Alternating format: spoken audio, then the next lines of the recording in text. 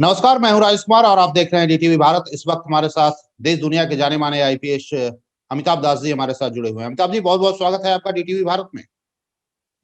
नमस्कार नमस्कार, धन्यवाद आपका। सर, पूरी दुनिया इस वक्त कोरोना की चपेट में है, हमारा हिंदुस्तान भी चपेट में है और बिहार भी। किस नजरिए से देख रहे हैं आप इसे? देखिए, ये तो इतना बड़ा संकट है कि ऐसा संकट तो मैंने अपनी जिंदगी में नहीं देखा था। और मैं तो इतिहास का छात्र रह चुका हूँ, तो उस जी हिसाब से कहता हूँ कि इतिहास में भी इतने बड़े बड़े संकट जी बहुत कम बार ही आते हैं। और मैं मानता हूँ कि पिछले 100 बरस में, पिछले जी 100 सालों में ये हिंदुस्तान के सामने आया सबसे बड़ा, सबसे गंभीर संकट है। जी जी। सर, इस संकट को क्या माना जाए? प्राकृतिक आपदा, अति महत्वाकांक्षा, मानवीय भूल, कुव्यवस्था? ये संकट कम से कम भारतवर्ष के संदर्भ में पूरी तरह सरकार के निकम्मेपन का नतीजा है। जी ये पूरी तरह सरकार का फेल्योर है। और यदि एक व्यक्ति को इसके लिए जिम्मेवार माना जाना चाहिए तो वो हमारे प्रधानमंत्री जी हैं, नरेंद्र मोदी जी। और इसलिए मैं अब कहता हूं कि ये कोरोना महामारी नहीं है, ये कोरोना नरसंहार है। जी क्योंकि ये सरकार की विफलता से एक मानव निर्मित आपदा हुई है। जी और यदि माना जाए तो ये जो दूसरी लहर आई है, जो अप्रैल महीने में शुरू हुई, उस दूसरी लहर में 10 लाख हिंदुस्तानियों की जानें चली गई हैं। जी तो ये पूरी तरह मानव निर्मित आपदा है, जिनके लिए दोषी हमारे प्रधानमंत्री नरेंद्र मोदी जी हैं और कोई नहीं है। लेकिन ये जी। पूरी स्थिति अगर देखें सर, तो क्या आपको लगता है कि नरेंद्र मोदी दोषी हैं? लेकिन नरेंद्र मोदी या फिर उनके जो तमाम समर्थक है कहते हैं कि हमारी व्यवस्था तो बहुत दुरुस्त थी। देखिए, जो समर्थक हैं, भक्त हैं, वो तो मैं क्या कहूँ कि एक कहते हैं, कहावत है कि कुत्ते की दुम टेढ़ी की टेढ़ी रहती है, तो उनको मैं नहीं समझा सकता। जी लेकिन व्यवस्था क्या दुरुस्त थी? पहली लहर और दूसरी लहर के बीच पूरा 1 साल मिला। 1 साल कम नहीं होते हैं तैयारियों के लिए। जी लेकिन नरेंद्र मोदी जी बस नौटंकी करवाते रहे। कभी बोलते रहे थाली बजाइए, कटोरा बजाइए, लोटा बजाइए। कभी बोलते रहे कि रात में 9:09 पर 9 दिए जलाइए। हम्म तो इनका इनका जो पीएम केयर्स फंड बना, जिसमें करोड़ों रुपए इकट्ठा हुए, उस जी पीएम केयर्स फंड का इस्तेमाल कांग्रेस के विधायकों को खरीदने में होता रहा, हम्म सरकारों को गिराने में होता रहा। और कहा गया कि हम पीएम केयर्स फंड का हिसाब किसी को नहीं देंगे, है ना? जी और इतना ही नहीं, इनकी प्राथमिकताएं क्या रही? निजीकरण के नाम पर पूरे देश की संपत्तियों को अंबानी और अडानी को बेचा जाता रहा। जी और कोरोना के बारे में कोई चर्चा नहीं हुई। यहाँ तक कि कोरोना की दूसरी लहर ने जब दस्तक दी, तब भी हम्म प्रधानमंत्री जी बंगाल में ममता बनर्जी के पीछे पड़े हुए थे। दीदी ओ दीदी कर रहे थे, दीदी ओ दीदी। जबकि कोरोना की दूसरी लहर ने दस्तक दे दी थी। जी तो जी इनकी प्राथमिकताओं में तो कोरोना कहीं है ही नहीं। आज जब 10 लाखें मौतें हो गई, तब हम्म भी आंकड़ा छुपाने के लिए लाशों को इन लोगों ने गंगा नदी में फेंकना शुरू कर दिया। जी अब जब गंगा नदी में लाशें तैरना शुरू हुई है, तब इनकी पोल खुल रही है। सारे सरकारी आंकड़े झूठे हैं। इनके पास वैक्सीन देने का स्टॉक नहीं है। हम्म मैं खुद अपना आपको व्यक्तिगत मैं आपको उदाहरण देता हूँ। मैंने वैक्सीन का पहला डोज लिया और दूसरे डोज के लिए जब मैं गया तो मुझे बताया गया कि हमारा सप्लाई बंद हो चुका है। अच्छा। जो अदार पूनावाला है, जो जी कोविशील्ड वैक्सीन बनाने वाले, वो देश छोड़ के लंदन भाग गए हैं। तो देश में तो पूरी अराजकता की स्थिति फैली हुई। नहीं, सीरम ने सर और आज बिल्कुल जी, सीरम ने आज कहा है कि आप पहले आपके पास स्टॉक करना चाहिए था, स्टॉक आपके पास था नहीं। आप आनन फानन में सभी वर्ग के लिए वैक्सीन आपने खोल दिया और आज ये हालात बन गए हैं। जी, बिल्कुल सही है। अभी देखिए, पहले तो नरेंद्र मोदी दुनिया भर के हीरो बनने के चक्कर में इन्होंने बहुत सारे वैक्सीन को निर्यात कर दिया, जी एक्सपोर्ट कर दिया, दूसरे मुल्कों में भेज दिया। हम्म आपके अपने मुल्क में वैक्सीन देने के लिए नहीं है और आप दूसरे मुल्कों में दक्षिण अफ्रीका और ब्राजील को भेज रहे हैं। दुनिया में इनको हीरो बनने का एक चस्का लग गया है। हम्म दूसरी बात है कि अब इन्होंने ऐलान किया है कि 1 मई से हम 18 साल के ऊपर के लोगों को वैक्सीन लेंगे। जी और आपके पास स्टॉक है ही नहीं। जब स्टॉक है ही नहीं, तो डेली टेलीफोन के कॉलर ट्यून पर बोलने से क्या होगा कि आप वैक्सीन ले लीजिए, वैक्सीन ले लीजिए। आपका स्टॉक ही खत्म है। ये तो बात हुई कि किसी भोज में आप 500 आदमी को बैठा दीजिए पंगत में और उसके बाद पूरी तलना शुरू कीजिए। तो ये पूरी तरह से अव्यवस्था है और बहुत दुख के साथ मैं कहूंगा कि ये कोरोना नरसंहार चल रहा है देश जी। इस पूरे हालात को अगर देखा जाए सर, तो सरकार एक तरफ कह रही है कि लोग सोशल डिस्टेंसिंग का पालन नहीं कर रहे हैं, हमने जो गाइडलाइन जारी किया है वो पालन नहीं कर रहे हैं, इसलिए परेशानी हो रही है। नहीं नहीं, सरकार देखिए, सरकार ने तो खुद सोशल डिस्टेंसिंग का पालन नहीं किया है ना। नरेंद्र मोदी जी बंगाल की बड़ी बड़ी सभाओं में गए जिसमें लाखों की भीड़ आई है ना, लाखों की भीड़ आती रही। इतना ही नहीं, सरकार ने कुंभ मेला करने का परमिशन दे दिया। आप जानते हैं कुंभ मेला में दुनिया में सबसे ज्यादा भीड़ इकट्ठी होती है। उसके सिर्फ शाही स्नान में हरिद्वार में 20 लाख लोग आए थे। और ये बात मैं नहीं कह रहा हूं, इंडियन मेडिकल एसोसिएशन के एक बहुत सीनियर पदाधिकारी ने कहा है कि प्रधानमंत्री मोदी जी खुद सुपर स्प्रेडर हैं। उन्होंने चुनावों के माध्यम से और कुंभ मेला के माध्यम से कोरोना को फैलाया है। उस कुंभ मेला में लाखों लोग आए और जितने लोग लौटे, हिंदुस्तान के शहर शहर में लोग आए, शहर शहर में लोग गांव लौटे हैं कुंभ मेला से, उन सब ने पूरे हिंदुस्तान में कोरोना फैलाया है। तो ये तो प्रधानमंत्री जी ने खुद सुपर स्प्रेडर का काम किया है, चाहे वो बंगाल के चुनाव हो या कुंभ मेला हो। और ये बात विश्व स्वास्थ्य संगठन ने भी कही है, WHO ने भी कही है जी। सर एक चीज जानना चाहेंगे कि प्रधानमंत्री महोदय लगातार वीडियो कॉन्फ्रेंसिंग के जरिए स्टेट के तमाम मुख्यमंत्री और अब तो जिलाधिकारियों से भी मुलाकात वीडियो कॉन्फ्रेंसिंग से जरिए बात करते हैं, लेकिन बात ये समझ में नहीं आती है। अभी ममता बनर्जी ने कहा कि ये सिर्फ अपनी बात करते हैं, झारखंड के मुख्यमंत्री हेमंत सोरेन ने कहा कि अपनी बात करते हैं, केजरीवाल साहब कहते हैं कि अपनी बात करते हैं। तो जब डीएम की बात आप सुनते नहीं है, सीएम की बात सुनते नहीं है, तो सिर्फ सुनाते हैं, इससे क्या समाधान निकलेगा? बिल्कुल वही बात है। देखिए, नरेंद्र मोदी जी जो है, इनमें तानाशाही प्रवृत्ति है और ये खुद को दुनिया का सबसे बड़ा काबिल इंसान समझते हैं। जब आदमी खुद को दुनिया का सबसे बड़ा काबिल समझने लगे तो समझिए कि उसका पतन तय है ना। तो जिस तरह रावण के अहंकार की वजह से उसका पतन हो गया, आज मोदी के अहंकार की कीमत ये देश चुका रहा है। केजरीवाल ने जब उस मीटिंग का लाइव टेलीकास्ट कर दिया तो उस पर मोदी जी बोलने लगे कि ये प्रोटोकॉल के विरुद्ध है, प्रोटोकॉल के विरुद्ध है। एक तरफ आप पारदर्शिता की बात करते हैं तो फिर मीटिंग का लाइव टेलीकास्ट प्रोटोकॉल के विरुद्ध कैसे हो गया? अभी ममता बनर्जी ने कहा है कि सीएम हमें बोलने ही नहीं देते पीएम। ये हेमंत सोरेन ने कहा है कि प्रधानमंत्री बस अपनी मन की बात करते हैं, काम की बात नहीं करते हैं। तो ये प्रधानमंत्री जो है, इनका आत्ममुग्ध व्यक्तित्व है, ये खुद पर ही मुग्ध रहते हैं। और अपने अभी एक बहुत सीनियर जो वायरस के स्पेशलिस्ट थे, उन्होंने इस्तीफा दे दिया। ये कहा कि प्रधानमंत्री जिद्दी हैं और ये तो किसी की सुनते ही नहीं है, तो मैं इसमें रह के क्या करूंगा। तो ये जो मोदी जी हैं, ये आत्ममुग्धता की स्थिति में रहते हैं और खुद को सुपरमैन और स्पाइडरमैन मान के चलते हैं।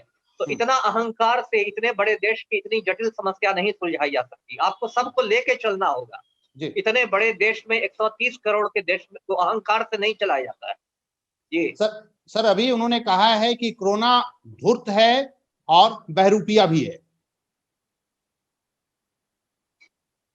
देखिए, अब इस पर मैं क्या कहूं मुझे तो लगता है कि नरेंद्र मोदी से बड़ा बहुरूपिया तो इस दुनिया में आज तक पैदा ही नहीं हुआ। कोरोना तो इनके सामने तुच्छ है। ये नरेंद्र मोदी बंगाल जाते हैं तो टैगोर की तरह दाढ़ी बढ़ा लेते हैं। कभी बोलते हैं कि मैं तो चाय बेचता था, कभी बोलते हैं कि मैं तो हिमालय चला गया, कभी बोलते हैं कि मैं तो भिक्षा करके रहता था, कभी बिहार में आते हैं तो छठी माई को याद करने लगते हैं। तो नरेंद्र मोदी तो इतना बड़ा बहुरूपिया है कि इसके सामने तो कोरोना की कोई औकात ही नहीं है। और ये वैज्ञानिक रूप से सही है, जैसा सभी जानते हैं कि कोरोना एक वायरस है जो म्यूटेट करता रहता है, रूप बदलता रहता है और उसके नए नए स्ट्रेन आते रहते हैं। तो ये बात तो वैज्ञानिक रूप से सही है कि कोई भी वायरस जो है वो म्यूटेट करता है, रूप बदलता है, लेकिन तभी भी कोरोना उतना रूप नहीं बदल सकता है जितना नरेंद्र मोदी जी बदलते हैं। सर जरा बिहार की भी बात कर लें, बिहार में वाकई में डेवलपमेंट हुआ है या फिर यहाँ भी सिर्फ आंकड़ों की शोसेबाजी है? अभी तो देखिए, बिहार के मुख्य सचिव की मौत हो गई, जो बिहार के चीफ सेक्रेटरी थे।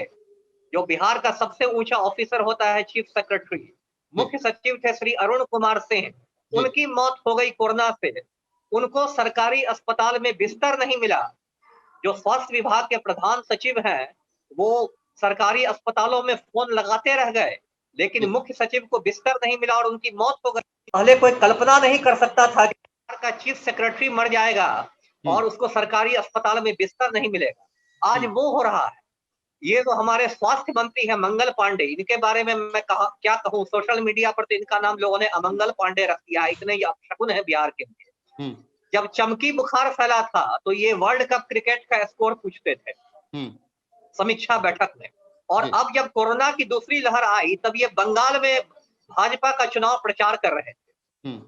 तो स्वास्थ्य मंत्री कोरोना के समय बंगाल में चुनाव प्रचार करते हैं, मुख्य सचिव की मौत हो जाती है, और आप बिहार में बिल्कुल टोटल कोलैप्स हो गया है। मेरे परिचित लोग हैं जिनको कोई ऑक्सीजन की कमी से मर रहा है, किसी को बिस्तर नहीं मिल रहा है, किसी को वेंटिलेटर नहीं मिल रहा है। मैंने अपनी बात कही कि मैं पहला वैक्सीन लेने गया, लेकर आया, मुझे दूसरा वैक्सीन नहीं मिल रहा था। तो आप आम आदमी की कल्पना कीजिए। और आप देखिए पिछले साल जो रिवर्स माइग्रेशन हुआ बिहार में, किस तरह हजारों हजार मजदूर बंबई से, दिल्ली से बिहार लौटे, किस तरह रास्ते में उनकी मौत हुई, भूख प्यास से मर गए। बिहार में अंधेर नगरी चौपट राजा की स्थिति है ना। और अंधेर नगरी चौपट राजा में बिल्कुल अराजकता फैली हुई है। इनके लॉकडाउन लगाने का भी मुझे कोई लॉजिक समझ में नहीं आता है। कुछ दिन लगाते हैं, कुछ दिन फिर हटा लेते हैं, कभी लगाते हैं, कभी हटाते हैं। तो मतलब उसमें जो एक रहनी चाहिए, कंसिस्टेंसी रहनी चाहिए, वो नहीं है। पब्लिक भी कंफ्यूज हो गई है।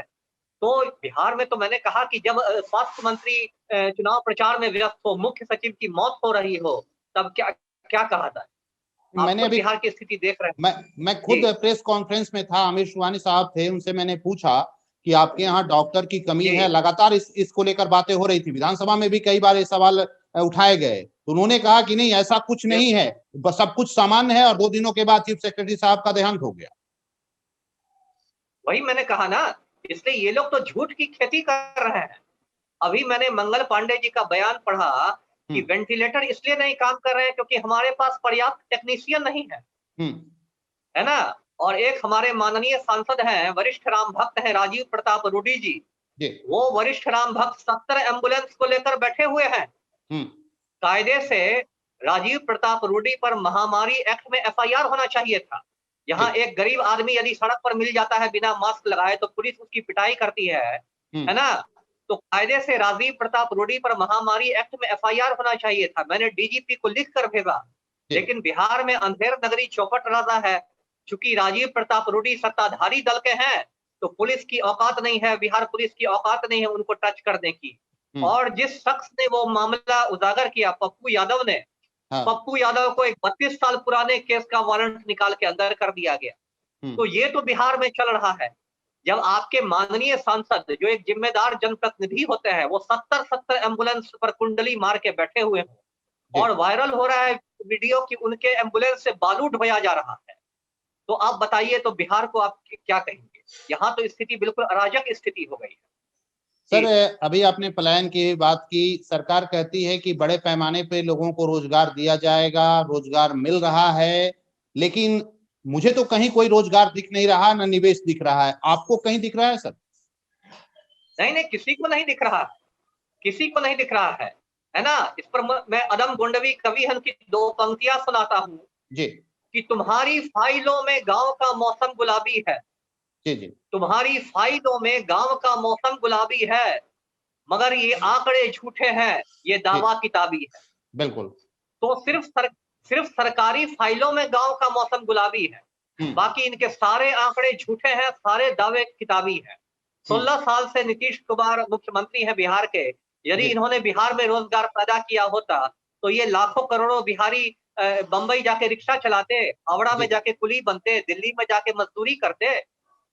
वो कुछ नहीं किया जा रहा है और गांवों में तो स्थिति बहुत दयनीय हो गई है, भयावह स्थिति।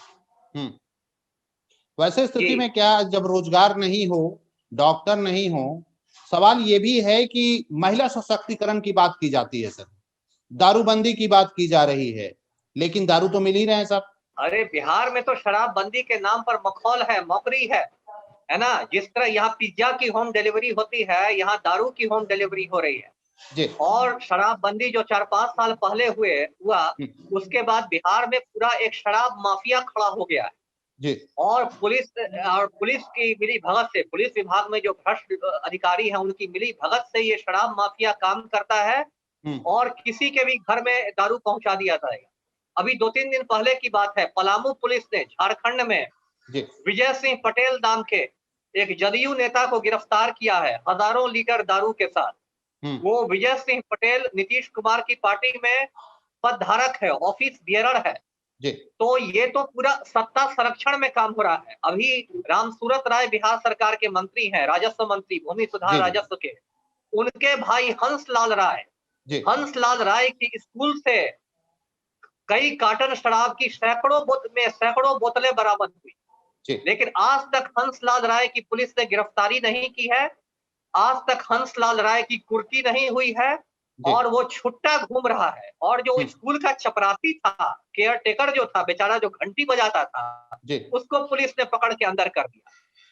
तो जब मंत्री रामसूरत राय के भाई हंसलाल राय शराब की तस्करी करेंगे, जब जदयू नेता विजय सिंह पटेल शराब की तस्करी करेंगे, तो इसमें क्या होगा, है ना? ये तो पूरा सरकार के द्वारा संरक्षित ये किया जा रहा है। ये जो शराब माफिया है, ये सरकार के द्वारा संरक्षित माफिया है। जी जी सर, एक चीज और भी बताइए, राजनीतिक उलटफेर की भी खबरें आ रही हैं। कहा यह जा रहा है कि जेडीयू और भाजपा का भी गठबंधन टूट सकता है, फिर नीतीश जी आरजेडी के साथ जा सकते हैं। सवाल यह है कि आप किसी के साथ गठबंधन में रहें, बिहार की सूरत नहीं बदलती। जी बिल्कुल है, क्योंकि बिहार से इनको मतलब ही ना नहीं है, इनको तो अपनी कुर्सी से मतलब है। नीतीश कुमार का नाम पलटू राम पड़ गया है, आप जानते हैं। जी और पलटू राम कब पलट जाएंगे कोई नहीं जानता। पहले ये पलटू राम कहता था कि मिट्टी में मिल जाऊंगा लेकिन भाजपा के साथ नहीं जाऊंगा। आज वो पलटू राम तड़ी पार की गोद में बैठ गया है ना? अब जी फिर इनको, अभी तो बंगाल में भाजपा की हार हो गई और इधर लालू यादव रिहा हो गए। उसके बाद फिर बिहार में लोग कहते हैं कि अब बिहार में भी खेला हो गए, बिहार में भी अब खेल होगा। अच्छा। और दिल्ली में कुछ कुछ खिचड़ी पक भी रही है। जी उपेंद्र कुशवाहा जी दिल्ली का तूफानी दौरा भी कर रहे हैं। हाँ दिल्ली में खिचड़ी पक रही है कि भाई भाजपा को अलग करके फिर से बड़े भाई छोटे भाई एक हो जाए और लालू और नीतीश फिर से गठबंधन बना ले, और यदि जून आते आते ये हो जाए तो मुझे कोई ताज्जुब नहीं होगा। लेकिन इनको बिहार से मतलब ही नहीं है, हर कीमत पर अपनी कुर्सी बना के रखनी है, चाहे लालू के साथ हो भाजपा के साथ हो। तो ये तो मैं मानता हूं कि एक तरह की राजनीतिक वेश्यावृत्ति है कि मैं 6 महीने इस बिस्तर पर रहूंगा, 6 महीने उसके बिस्तर पर रहूंगा, और कुछ नहीं हो रहा है। बिहार से किसी को मतलब नहीं है। नीतीश कुमार के कार्यकाल में बिहार का सबसे बड़ा घोटाला हुआ है, सृजन घोटाला। जी 2000 करोड़ का घोटाला, चारा घोटाला 900 करोड़ का था, सृजन घोटाला 2000 करोड़ का है। लेकिन सीबीआई जो कि ममता बनर्जी के मामले में अभी इतना वो ये दिखाती है, फुर्ती दिखाती है, सृजन घोटाला की जांच सीबीआई कर रही है और तड़ी पार गृह मंत्री के इशारे पर सीबीआई उसमें कोई एक्शन नहीं ले रही है। नीतीश कुमार से एक बार पूछताछ तक नहीं हुई। सुशील जी मोदी की बहन रेखा मोदी का भी नाम आ रहा है, रेखा मोदी से सीबीआई ने पूछताछ तक नहीं की है। तो ये लोग तो सृजन घोटाला करके बैठे हुए हैं, ये लोग क्या करेंगे बिहार का? तो क्या उम्मीद जनता को ना करे कि अब कुछ सब कुछ सही होगा? देखिए, उम्मीद पर दुनिया कायम है। यदि उम्मीद खत्म हो जाए तब तो दुनिया ही खत्म हो जाए। और जनता को भी आत्मनिरीक्षण करने की जरूरत है। यदि हम बिहार के संदर्भ में बात करें जी तो यहाँ जनता को भी आत्मनिरीक्षण की जरूरत है, क्योंकि यहाँ के जो मतदाता हैं वो भी चुनाव के समय जाति के नाम पर वोट दे देते हैं, चुनाव के समय धर्म के नाम पर वोट देते हैं। अभी देखिए, अस्पतालों के लोग चक्कर काट रहे हैं और ऑक्सीजन के बिना मर रहे हैं, लेकिन हाँ चुनाव के समय तो अस्पताल मुद्दा नहीं था। नहीं चुनाव के समय तो लोग भव्य राम मंदिर बना रहे थे, जय श्री राम कर रहे थे। तो चुनाव में आप राम मंदिर के नाम पर वोट दीजिएगा और बाद में खोजिएगा अस्पताल, वो कैसे होगा? रोपे पेड़ बबूल का तो आम कहां से खाए? तो इसलिए जनता को भी आत्मनिरीक्षण करना पड़ेगा। बिहार की जो जनता है वो जाति के नाम पर, धर्म के नाम पर वोट करती है। बड़े जी बड़े माफिया को उसकी जाति के लोग चुनाव जिताकर विधानमंडल में भेज देते हैं, और जब अपराध बढ़ते हैं तो नेहरू जी को क्रिटिसाइज करते हैं। तो ऐसे नहीं होगा। मतदाताओं को भी, बिहार के मतदाताओं को भी जागरूक होना पड़ेगा कि हम जन सरोकार के मुद्दों पर मतदान करें, जाति धर्म से ऊपर उठ के मतदान करें, है ना? ये बात मतदाताओं को भी समझनी होगी, क्योंकि अंततः जनतंत्र में मतदाता जी ही भाग्य विधाता होता है। जी सर, आपसे ये भी जानना चाहेंगे कि अगर ये हालात हैं बिहार के, कैसे बदलेंगे? जी आप जैसे ईमानदार मैंने लोगों कहा, को आप जैसे ईमानदार लोगों को रास्ते से हटा दिया जाता है, और ऐसे जी हालात में फिर बदलाव कैसे होगा? देखिए, वही मैंने कहा ना कि एक तो जनता को, सबसे पहले जनता को जागरूक होना पड़ेगा। अब बिहार में माफिया राज है। हम्म। माफिया राज में ईमानदार लोगों को चुन-चुन कर ईमानदार लोगों पर सर्जिकल स्ट्राइक किया जा रहा जी। है ना? मुझे खुद समय के पहले रिटायर करा दिया गया, हम्म। क्योंकि मैं माफिया के आगे नहीं झुकता था। तो मुझ पर सर्जिकल स्ट्राइक कर दिया गया। मैं अभी भी कोर्ट में केस लड़ रहा हूँ हम्म। और मुझ पर कोई आरोप नहीं था, कोई इल्ज़ाम नहीं था। तो ये कहकर मुझे हटा दिया गया कि लोकहित में इनको हटाना ज़रूरी हम्म। है ना? लोकहित में, कोई इल्ज़ाम नहीं, कोई आरोप नहीं, लोकहित में मुझे हटा दिया गया। तो जहाँ आप माफिया के लिए खतरा हो जाते हैं, तो आपको लोकहित में हटा दिया जाता है। तो इसलिए जनता से मैं यही चाहूँगा कि वो अच्छे लोगों के हाथ में सत्ता की बागडोर सौंपे, जी। क्योंकि यदि आप माफिया तत्वों के हाथ में सत्ता की बागडोर सौंपिएगा, तो आपको यही नीतीश कुमार मिलेंगे, यही मेवालाल चौधरी मिलेंगे, यही हंसलाल राय मिलेंगे, यही हम्म। मंजू वर्मा मिलेंगी। बिल्कुल। जी। आप लोगों ने आप सब बहुत करीब से सत्ता को आपने देखा है, किस तरह से सत्तासीन बैठे हुए जो राजनेता हैं देश को या फिर राज्य को संचालित करते हैं। वैसे हालात में आप जैसे एक ईमानदार ऑफिसर को कितनी मुश्किलों का सामना करना पड़ता है, और ऐसे में कोई भी ईमानदार ऑफिसर कैसे काम करेगा? देखिए, ईमानदार ऑफिसर को तो काम करना बहुत मुश्किल हो गया है, ये तो मैं व्यक्तिगत अनुभव से कह रहा हूँ। जी। पहले मेरा ही प्रमोशन बिहार में नीतीश कुमार ने 10 बरस तक रोके रखा, जी। गलत-सलत आरोप लगाकर। जब मैं सुप्रीम कोर्ट जाके जीत गया और सुप्रीम कोर्ट के आदेश के बाद मुझे आईजी का वेतनमान दिया गया, जी। 10 साल पहले से प्रमोशन दिया गया, तब मुझे लोकहित की दुहाई देके हटा दिया गया। तो यहाँ तो ईमानदार लोगों के लिए काम करना वाक़ई बहुत चुनौतीपूर्ण है, जी। क्योंकि माफिया के हाथ में सत्ता है। लेकिन फिर भी मैं कहूँगा कि हिम्मत नहीं हारना है। मैंने अभी भी सेवा से हटने के बाद भी अपना एक संगठन बनाया हुआ है, बिहार विप्लवी परिषद उसका नाम है। मैं जी। अच्छे लोगों को उससे जोड़ रहा हूँ और मेवालाल चौधरी को हटाने में मेरी भी थोड़ी भूमिका थी, जी। है ना? यदि जी। वो जी। सिर्फ 2.5 घंटे शिक्षा मंत्री रहा मेवालाल चौधरी, तो उसमें मेरी भी थोड़ी-सी भूमिका रही थी। अभी मैं जी। खुदाबख्श लाइब्रेरी को बचाने की लड़ाई लड़ रहा हूँ। तो जन सरोकार के जो भी मुद्दे हैं, उस पर मैं लड़ता हूँ, आवाज़ उठाता हूँ और मैं अच्छे लोगों से अनुरोध करता हूँ कि मेरे, चाहे किसी भी जाति के हों, किसी भी धर्म के हों, वो लोग मेरे साथ शामिल हो, मेरे कारवां में शामिल हो। जी। भविष्य में सर राजनीति ज्वाइन करना है, ऐसी भी नहीं, कोई नहीं, प्लानिंग है राजनीति नहीं आपकी? जॉइन नहीं, नहीं, बिल्कुल नहीं, बिल्कुल नहीं, बिल्कुल नहीं।